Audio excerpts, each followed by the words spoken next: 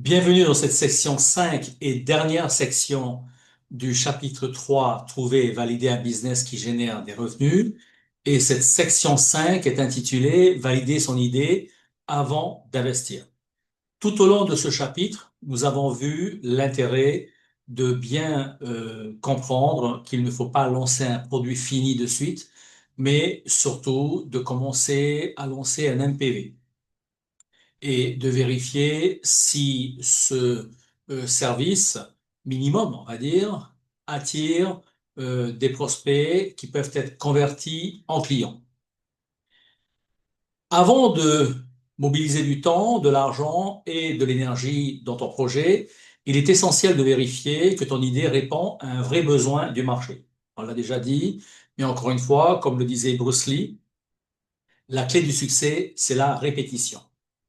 Beaucoup d'entrepreneurs échouent non pas parce qu'ils travaillent mal, mais parce qu'ils construisent une solution pour un problème qui n'existe pas, ou qui n'existe pas vraiment, ou qui n'est pas assez important pour que les gens payent. Valider son idée, c'est donc réduire les risques et augmenter les chances de succès en testant le plus possible avec le moins de ressources possible.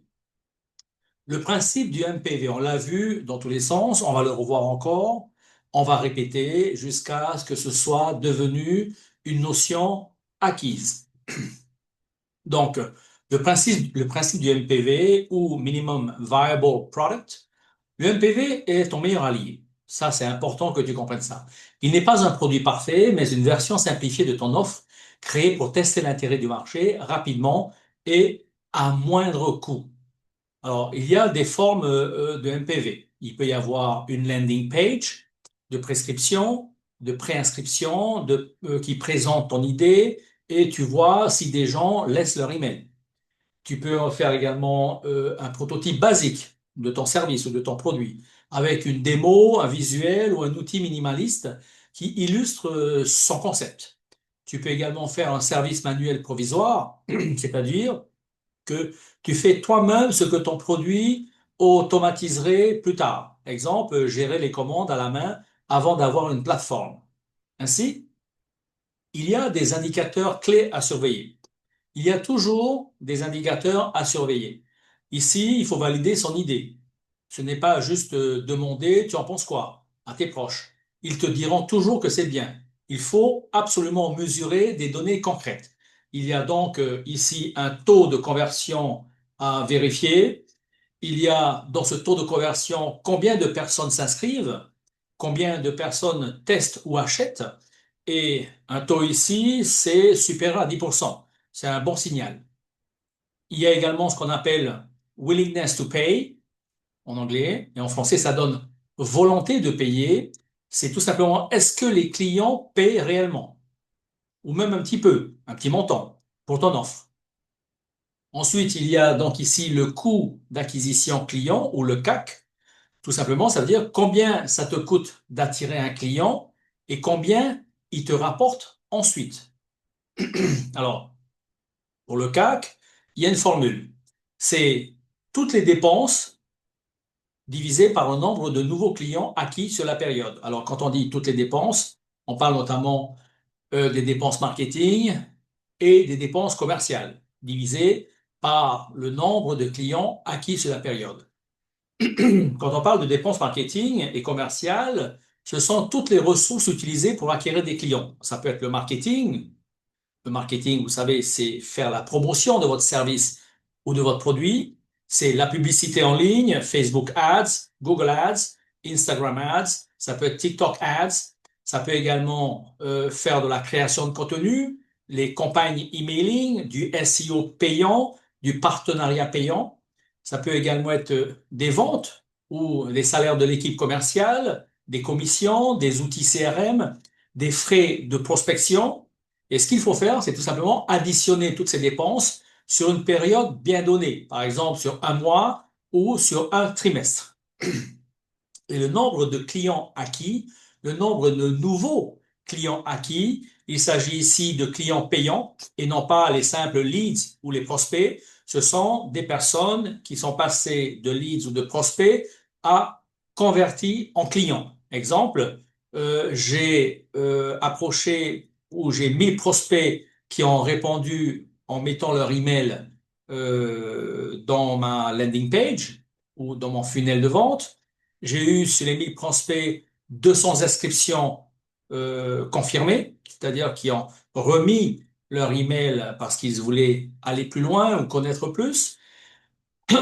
Et sur ces 1000 prospects qui ont généré 200 inscriptions, j'ai eu 40 achats. Donc, mon nombre de clients acquis est donc 40 achats. Un exemple concret. Par exemple, j'ai des dépenses marketing, publicité, contenu, outils, tout, ça fait 5000 euros. J'ai des dépenses commerciales, le salaire de mes commerciaux, plus les commissions, plus payer les outils pour faire de l'action commerciale, ça m'a coûté 3000 euros. Au total, ça fait 5000 plus 3000, ça me fait 8000 euros. Le nombre de clients acquis ce mois-ci, on avait dit, c'était 40. 40 clients qui sont passés au paiement et qui ont acheté ma solution. Et donc, le CAC, c'est toutes les dépenses divisées par le nombre de nouveaux clients. Ça veut dire 8000 divisé par 40. Et donc, mon CAC, mon coût d'acquisition client, est égal à 200 euros. Ça veut dire tout simplement que cela me coûte 200 euros pour acquérir un client. L'interprétation ici, c'est tout simplement, pour rappel, hein, la LTV est la valeur vie client, Lifetime Value, un indicateur qui est fondamental pour évaluer la rentabilité d'un client dans le temps. Et ici, la définition de la LTV, c'est que la LTV correspond au montant total moyen qu'un client va générer pour ton entreprise pendant toute la durée de sa relation avec toi. D'accord? Donc, c'est le montant total moyen qu'un client va générer pour ton entreprise pendant toute la durée de la relation avec toi. Elle te permet d'ailleurs de répondre à la question suivante. Combien puis-je investir pour acquérir un client tout en restant rentable? Parce que si tu mets énormément d'argent en marketing, énormément d'argent en action commerciale et que ton client n'est pas rentable, tu es déficitaire. Et donc, il y a ici une formule pour un produit ou un service récurrent, c'est pareil, hein, la formule est très simple, c'est que LTV est égal à valeur moyenne d'achat multiplié par le nombre d'achats par le client et par période, multiplié par la durée moyenne de vie du client. Je vais vous donner des définitions des paramètres. Donc, la valeur moyenne d'achat, la première partie de la formule, c'est tout simplement le montant moyen dépensé par le client à chaque transaction. Ensuite, la deuxième partie de l'équation, c'est nombre d'achats par client et par période. C'est le nombre moyen d'achats par période, fréquence d'achat moyenne. Exemple, il a acheté 3 commandes par an. Et enfin, la troisième partie de l'équation, durée moyenne de vie du client, c'est tout simplement le temps moyen pendant lequel un client est resté actif. Par exemple, un client, il est resté actif sur 2 ans. Et donc ici, si je prends un exemple qui est concret, en bas de la page, supposons qu'un client dépense en moyenne 50 euros par commande. Il vient sur votre site, il vient sur votre site Shopify, il vient sur le site que vous avez créé et en moyenne, il va dépenser 50 euros à chaque fois qu'il commande quelque chose sur votre site. Et il achète 4 fois par an et il reste en moyenne 3 ans comme client. Donc là, on a les 3 éléments des 3 éléments de l'équation. Du coup, votre LTV va être 50 multiplié par 4 multiplié par 3. On est d'accord, 50 euros par commande, il a fait 4 commandes par an et il est resté 3 ans. Au total, ça fait 600 euros. Donc ça veut dire que chaque client rapporte donc 600 euros en moyenne pendant toute la durée de sa relation. D'accord? C'est une moyenne. Le CAC seul ne dit pas tout. Si vous ne faites que le calcul du CAC, ça ne dit pas tout. Il doit être comparé à la LTV. Il doit être pas comparé à la valeur vie client. Ça veut dire quoi? Ça veut dire tout simplement que si la LTV est ici supérieure à 3 fois le CAC, alors votre modèle est bon, il est sain, il est viable. Par contre, si lorsque vous calculez votre LTV, il est inférieur ou égal au CAC, à ce moment-là, vous perdez de l'argent à chaque client. Et donc, ce n'est pas du tout viable. Donc, prenez les calculs au sérieux, faites très attention quand vous faites vos calculs et ne vous dites pas, ah non, mais moi, les clés de performance, j'en ai pas besoin, les calculs, j'en ai pas besoin. Pas du tout. Il faut faire très, très attention parce que cela va permettre de mettre en place une politique de contenu, une politique d'approche de vos prospects, peut-être faire beaucoup plus de contenu et surtout du contenu organique, des publicités organiques, et vérifier la faisabilité de votre projet, de votre idée, de votre MPV, de faire des tests sur le marché, de faire des tests de publicité avec des tests AB, notamment sur Facebook Ads, par exemple, et de vérifier que par ces tests-là, votre service est viable et que vous ne perdez ni de temps, ni d'énergie, ni d'argent.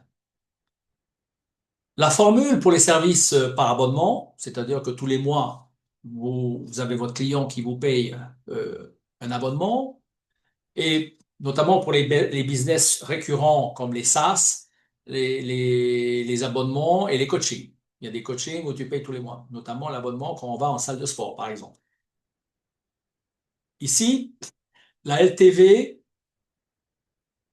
l'équation est différente, puisque la LTV, c'est égal au revenu moyen. Alors, la LTV, évidemment, pour les services d'abonnement. On est d'accord. On n'est pas on n'est plus ici dans la LTV pour un produit ou un service. D'accord? Pour le produit et un service, c'est l'autre formule, valeur moyenne d'achat par nombre d'achats par client et par période, multiplié par durée moyenne du client. On avait trouvé 600 euros. Non, ici, on est en train de calculer la LTV pour les services d'abonnement, comme les SaaS, les abonnements, les coachings. Et la formule est différente, puisque la LTV ici est égale à revenu moyen par client et par période, ce qu'on appelle ARPU, divisé par le taux du churn. On va voir ça tout de suite. Pas de panique. ARPU, c'est tout simplement le revenu moyen par client, par mois ou par an. Et le CHURN, le taux de churn, c'est le pourcentage de clients perdus chaque période. Donc, ici, je prends un exemple. Admettons que, par exemple, le revenu moyen par client par mois ou par an, c'est-à-dire le ARPU, est de 100 euros par mois. Et que le churn est égal à 5% par mois, c'est-à-dire 0,05 divisé par 100, d'accord? Ici, la LTV, on avait dit que c'était revenu moyen par client et par période divisé par taux de churn. Donc, je vais prendre tout simplement, ici, je vais prendre 1000 euros euh, divisé par 0,05 est égal à 2000 euros. D'accord? Donc, ça veut dire tout simplement que comment est-ce que j'utilise la LTV? La LTV, c'est il faut comparer avec le CAC, comme je vous ai dit. Si le CAC est supérieur à la LTV, le modèle n'est pas rentable. Ou si la LTV est supérieure au CAC, c'est que c'est pas rentable. Pour optimiser la fidélisation, il faut augmenter la durée de vie du client ou la fréquence d'achat et il faut surtout augmenter directement la LTV. Il faut également décider du budget marketing. La LTV te fixe la limite à ne pas dépasser pour acquérir un client. Si la LTV montre que tu dépenses trop d'argent et à ce moment-là, le coût d'acquisition d'un client est trop élevé par rapport à la rentabilité, ce n'est pas bon. Donc en fait, tu vois que ce sont des clés d'optimisation. Ça te permet de regarder si tu es perdant ou gagnant, si c'est rentable ou pas rentable, pour que tu puisses modifier ta politique euh, commerciale, ta politique marketing et surtout ta politique budgétaire. On se lance pas comme ça à corps perdu à faire des publicités parce qu'on a envie de faire des publicités. Sans rentrer dans les calculs, il y a eu des exemples concrets comme ça. Par exemple, Zappos, quand il avait lancé ses chaussures en ligne, avant d'investir dans du stock, ils ont simplement pris en photo des chaussures dans des magasins, c'était leur MPV. Ils avaient donc ils avaient pris simplement des photos des chaussures dans les magasins et les mettaient en ligne. Quand quelqu'un en commandait, ils allaient acheter la paire et l'envoyer avec leur marge. Et la preuve, ça a été une preuve que le modèle fonctionnait. Et donc le MPV était extrêmement simple et surtout, ils avaient très très peu de frais marketing et commerciaux. Donc, ils ont pris des photos, ils ont mis sur le site. On commande, on va chercher la paire, on revend et on se fait une commission. C'est un peu le principe quand on est sur des plateformes et quand on vend un produit sur Shopify. Pour Dropbox, par exemple, qui est un stockage cloud, ils ont validé l'idée avec une simple vidéo expliquant le service. Les inscriptions massives ont prouvé l'intérêt avant même de développer le produit complet. Parce que du coup, les gens n'avaient plus besoin de stocker leurs données sur leur disque dur interne ou sur des disques durs externes. Puisqu'il peut y avoir des perditions, il peut y avoir des accidents matériels et on peut tout perdre. Et l'intérêt du stockage cloud, c'est qu'on peut voyager n'importe où et on peut récupérer ces données, on peut travailler, on peut partager les données facilement. Le cas de Airbnb, c'est que les fondateurs, vous le savez maintenant, ont d'abord testé leur idée en louant un matelas gonflable dans leur salon à des voyageurs et qui a donc été une première validation. Les gens ont beaucoup aimé parce que c'était une solution facile, c'était une solution pas chère et c'était une solution qui était tout simplement adéquate à leur situation. L'approche business school, je dirais, est adaptée à l'entrepreneur. Cette approche que vous avez dans ce chapitre 3 est complètement adaptée à l'entrepreneur qui se lance ou à l'entrepreneur qui est déjà en action. Pour un fondateur débutant, par exemple, il faut penser en trois étapes. C'est-à-dire, le problème, il faut l'identifier. Est-ce que ton idée répond à un problème réel et douloureux? Si c'est pas le cas, il ne faut pas lancer. Tu perds de l'énergie, tu perds de la motivation, tu vas perdre de l'argent, tu vas perdre du temps, et à la fin, tu auras peur de relancer une affaire. La deuxième étape, c'est la solution de tester. Peux-tu prouver via un MPV que des gens s'y intéressent? Donc, fais un petit produit, fais un petit quelque chose, une petite formation, une mini-formation de 2 jours au lieu d'une formation d'1 mois, et propose là un petit prix pour tester la volonté des gens et l'intérêt des gens à te l'acheter. Et en troisième étape, c'est de faire de l'engagement concret. Est-ce que certains sont prêts à payer, à s'inscrire ou à investir du temps dès aujourd'hui? Je dirais qu'en résumé, avant d'investir, valide ton idée avec un prototype. Alors, je répète tout le temps, mais oui, à force de répéter, ton cerveau va s'habituer à l'information et il va l'intégrer. Et tu vas pouvoir passer à l'action. Donc, valide ton idée avec un prototype simple, un MPV simple, une landing page, une démo, un service manuel, avant d'aller acheter un site Internet sur lequel tu vas mettre toutes tes formations et que tu auras du mal à vendre parce que tu n'as pas testé le marché. Pour valider ton idée, euh, on va dire que fais des tests sur des premiers utilisateurs pour voir si les groupes sont focus. Tu peux faire également des petites campagnes de pub. Ne fais pas des grandes campagnes. Tu fais par exemple 3 campagnes de pub avec des angles marketing différents et tu vérifies quel est l'angle marketing qui a marché le mieux, avec le meilleur hook, avec le meilleur contenu, le meilleur call to action. Ça, on va le voir dans la formation. Et la troisième chose pour valider ton idée, c'est d'avoir des preuves d'engagement réel, c'est-à-dire des paiements, ou des précommandes, ou des inscriptions. Mets en place le moyen de la personne de te laisser une information qu'elle existe, que tu peux recontacter. C'est-à-dire qu'elle puisse laisser ton email, qu'elle puisse laisser un numéro de téléphone, pour que tu puisses faire un appel découverte, par exemple. Donc ça, c'est très important pour être actionnable dans ton idée et pour la valider, c'est faire un prototype simple, un MPV très très simple, landing page, démo, service manuel, de faire des premiers tests utilisateurs avec des petites campagnes de pub, de faire peut-être aussi du contenu organique pour faire venir les personnes vers toi, poser des questions, liker ton contenu et peut-être le partager. Et enfin, troisièmement, c'est d'avoir des preuves d'engagement réel, des paiements, des précommandes, des inscriptions des gens qui veulent ton produit. Si tu obtiens ces signaux, tu peux alors passer à la phase suivante, qui est d'investir et de scaler ton offre. Voilà. Donc, cette dernière section 5 est terminée. Ce chapitre 3 est terminé et je vous donne rendez-vous au chapitre 4. Au revoir.